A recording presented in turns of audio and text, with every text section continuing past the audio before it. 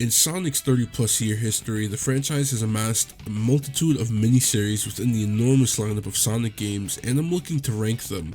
Specifically, I want to rank every duology in Sonic. It wouldn't be a proper Sonic game ranking if I didn't use the standard ranking system of the games, so that's what we're using here.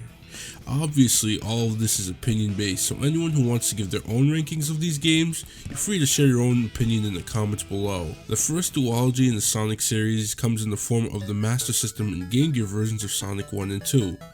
These games are very different from their Genesis counterparts. There's no spin dash in both games, levels are shorter, and weirdly even the stories are different. Sonic 1 takes the nature versus machine subtext of the Genesis version story and makes it the focal point.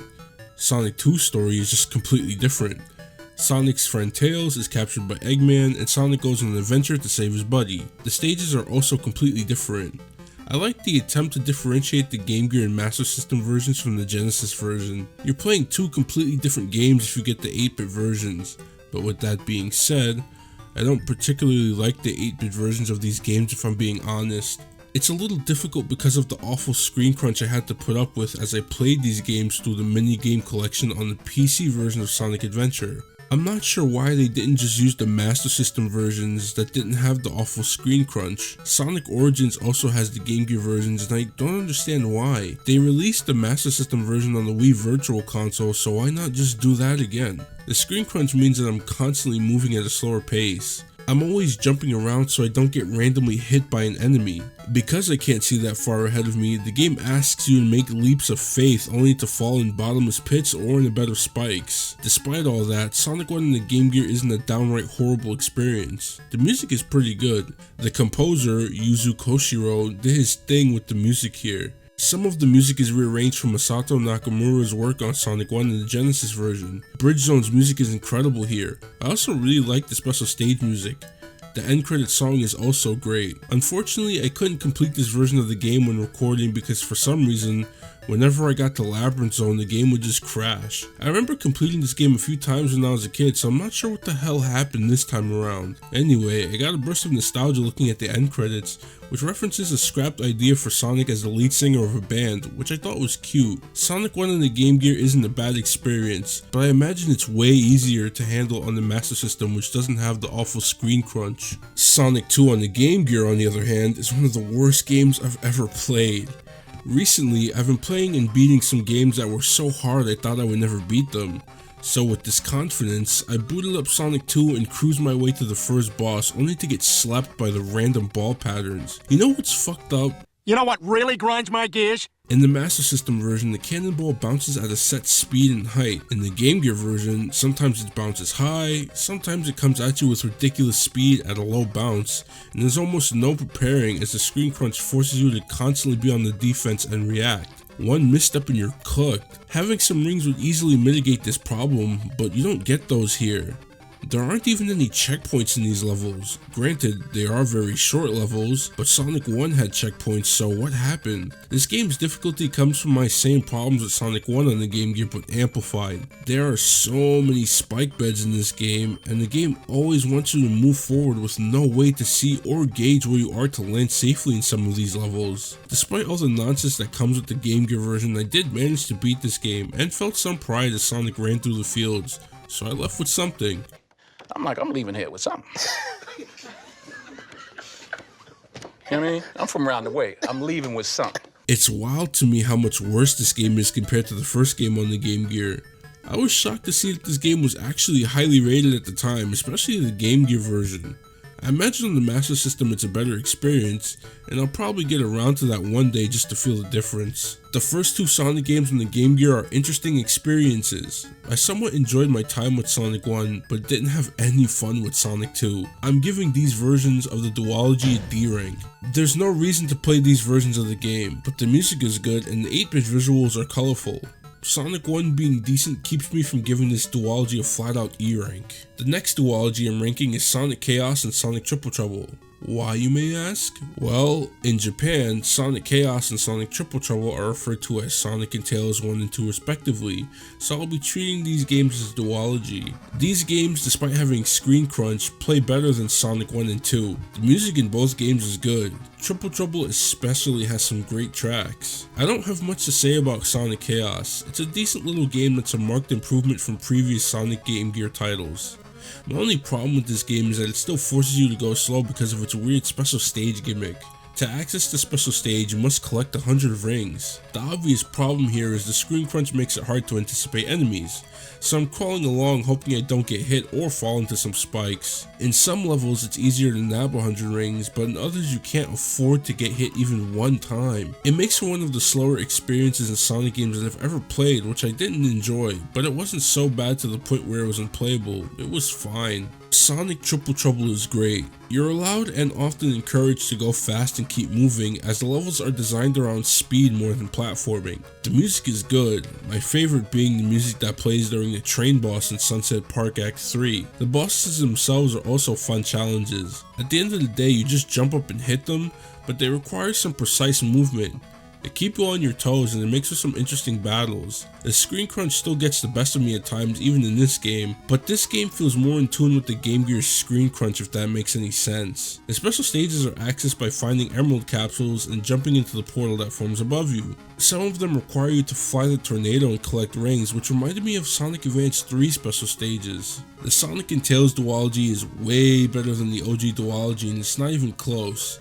An easy B rank. If you looked up the word fine in the dictionary, Sonic Chaos would be the image used to help define the word. Sonic Triple Trouble is a fun game that's the smoothest experience of all the Game Gear Sonic games. Its only problems are the screen crunch and the special stages suck. The Sonic Drift games are very bare bone racing games. Sonic Drift 2 tries to shake things up by giving characters new abilities that they can activate by pressing up on the D-pad.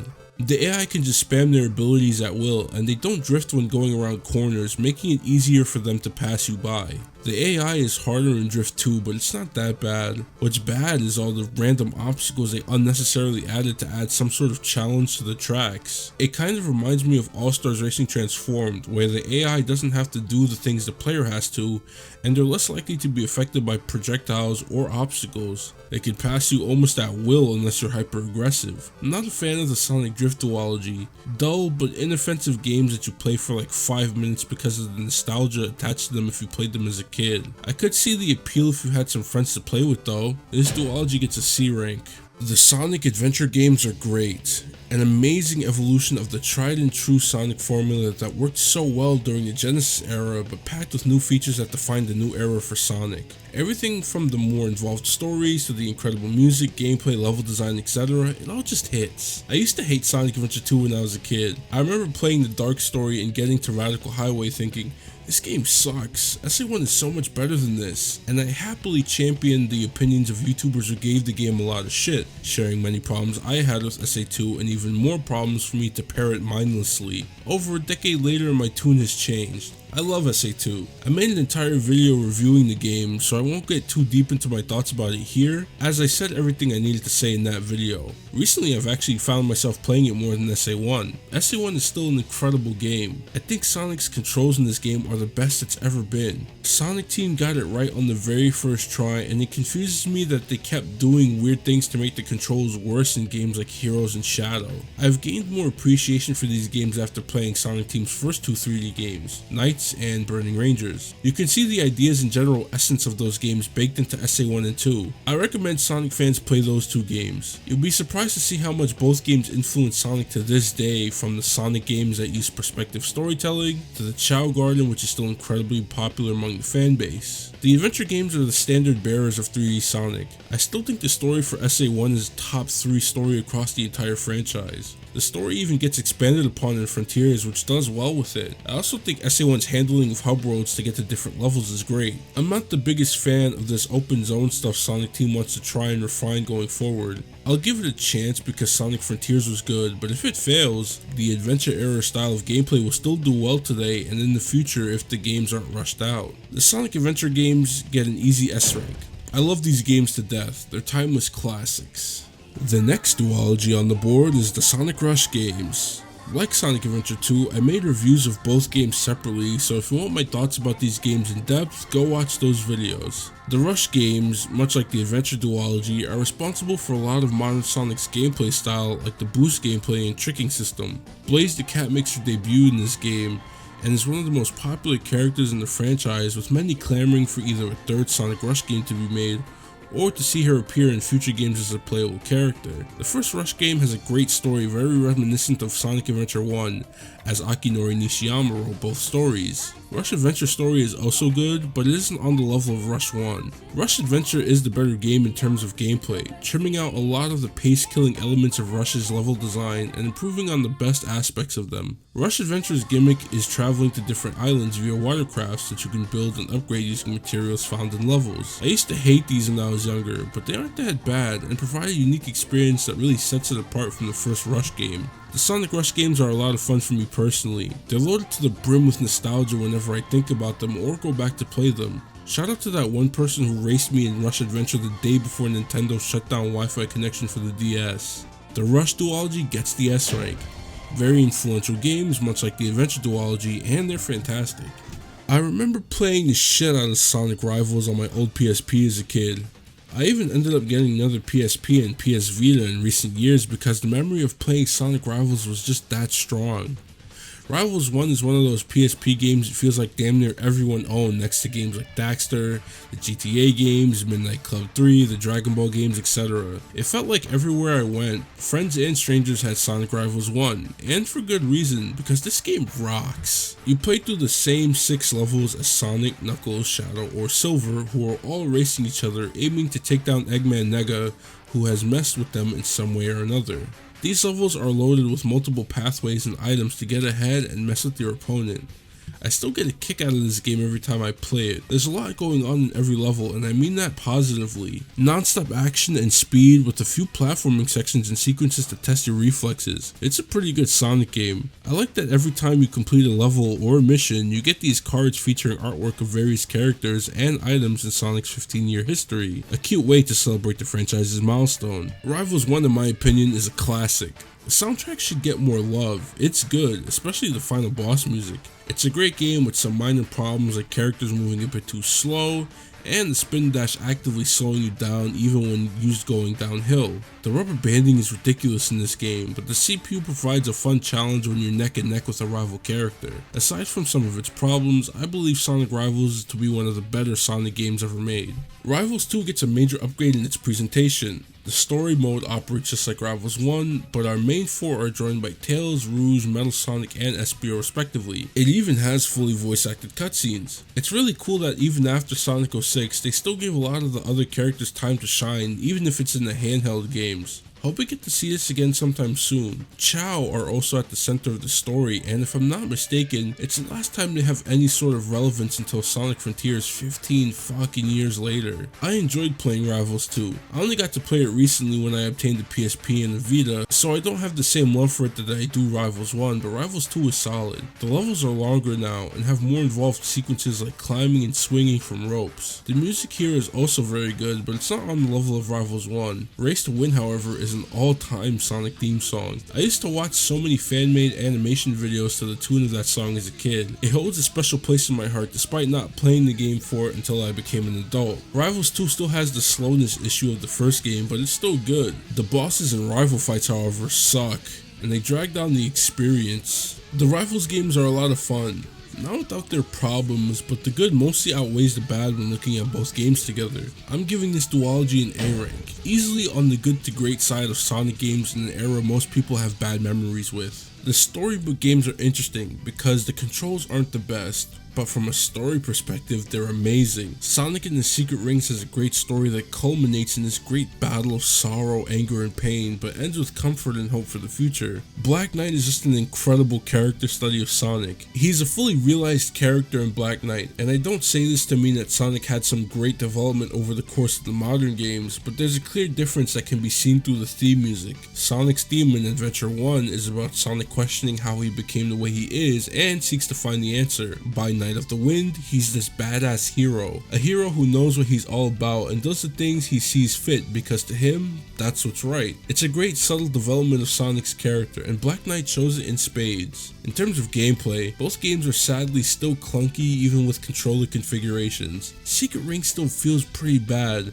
but it's also a lot of fun once you string together some moves and get a nice flow going. Black Knight has some problems, but it's much easier to control because they actually improve Sonic's general movement. Both games look incredible. Secret Rings came out 17 years ago and is still one of the best looking games I've ever played. Black Knight is graphically better, but the environment's art is fantastical as Secret Rings. The only thing holding these games back really is the controls. It's a shame how clunky both games can be to play. That really dampens the experience, and for as much as I love both games' stories to death, getting from point A to point B feels like a chore at times. They do everything else well, which is so annoying. It reminds me of Sonic Heroes. This might be a little controversial considering how much I glaze these two games now, but I'm giving the Storybook Duology a B rank. Too many problems with the gameplay that great stories, presentation, and music can't completely overcome. Now, this might shock some of you considering the game's reputation, but I used to be obsessed with Sonic 4 when it came out. The music, the gameplay, I was all over this shit as a kid. I vividly remember when I got my Xbox 360 Christmas Day 2010. The very first thing I downloaded was the Sonic 4 demo, and I got the full game on my PS3 a few months later. Loved every second of it. What do I think about the game now?